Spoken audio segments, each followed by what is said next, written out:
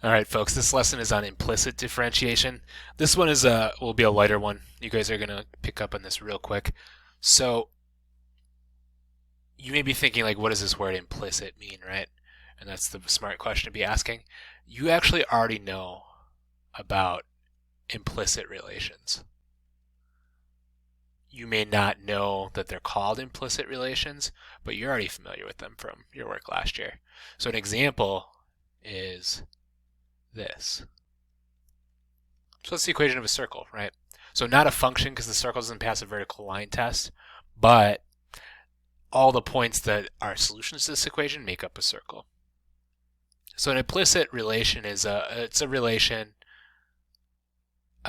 We can define it this way, where y is not isolated. So essentially what we're learning here is to take the derivative of things that are written in ways other than y equals. So we've been living in a y equals world up until now, and we're going to move on from that now here in a little bit. So the way we do this is by chain rule. So we already know how to do this essentially, we just got to see how it looks. So we're going to use the chain rule. And remember, this is just a fact that the derivative of y, so y prime, we'll use this notation. Y prime is dy dx. So that's what it's called, right? So as we tackle this, we're going to just find the derivative of both sides. So it's going to look like this. I'm going to write the notation this way, d dx of the left-hand side equals d dx of the right-hand side. So this just means take the derivative with respect to x, because now we have two variables we're looking at. We're going to treat them a little bit differently depending on whether we get an x or a y, right? And notice I'm doing the same thing on both sides. We're still following that rule to keep our equation true. And then I'm just going to work across. So the derivative of 2 with respect to x is 0. I'm going to write that this time just so it's super clear. Now, here we have the derivative of an expression with y in it, 4y squared, with respect to x. So I'm going to take the derivative. So I get 8y by the power rule. And then chain rule. So 8y is the derivative of this function for something squared, right? Chain rule would be the derivative of the inside. Well, that's our fact here, right? So 8y dy dx. So every time you run into a y, you use the derivative written as dy dx to do chain rule, right? So dy dx is the derivative of the inside function. And then anytime you run into an x, you just take the derivative with respect to x, right? So x is the variable we're interested in, so we don't have to do anything special there because we're taking the derivative with respect to it. Okay. Equals, so we're going to do the other side now, same thing. 3, now here, this is just a linear function of y, right? So the derivative of that is just 3 dy dx. And then minus 5, oops, not 5, right? 15y squared dy dx. Okay? So that is the crucial step. So take a second and take it in. Make sure you understand how I got each term. Okay? And notice it says find dy dx in terms of x and y. So you've seen this type of language before. That means we want to isolate dy dx. So I'm going to combine like terms. The easiest way to tackle this is get all of your terms without dy dx on one side and all of your terms with dy dx on the other side. So what I'm going to do is I'm going to add 8y dy dx on both sides.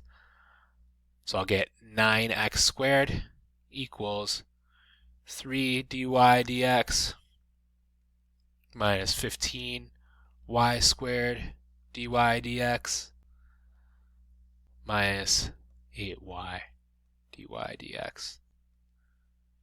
Okay? And then I'm going to factor out my common term, which is dy dx. Right? So I'm going to write it on the right-hand side. It doesn't really matter, but I like the way it looks better for reasons that may become clear in your future math classes.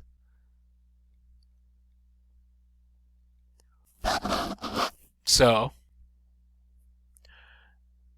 the last step, if I want to isolate dy dx, is to divide by all of this. So I factored it out, and now I'm going to divide. So I'm going to get 9x squared all over 3 minus 15y squared minus 8y equals dy dx. Okay, so easy enough. So your steps: take the derivative of both sides using the chain rule whenever you run into a y. Isolate dy dx, and that's it. Isolating dy dx is always going to involve this factoring process because it's going to show up multiple times. Okay, let's do one more. So same thing, find dy dx in terms of x and y. So I'm going to take the derivative of both sides. So 3y, just kidding, 9y squared dy dx plus 12x squared. Remember, only y's get dy dx plus 10y dy dx plus 5 dy dx plus derivative of 2x is 2 equals 0. And the derivative of 0 is still 0, right, on the right-hand side. So I've taken the derivative of both sides, and then I'm going to move over everything that has no dy dx to the right-hand side. So I'm going to subtract 12x squared, subtract 2, and on the right-hand side I'm going to get negative 12x squared minus 2, and on the left, everything else is going to have a dy dx.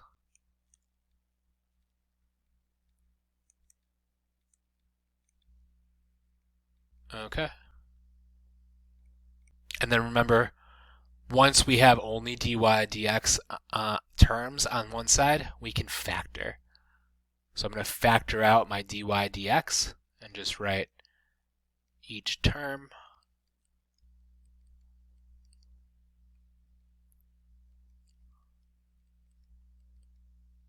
All right.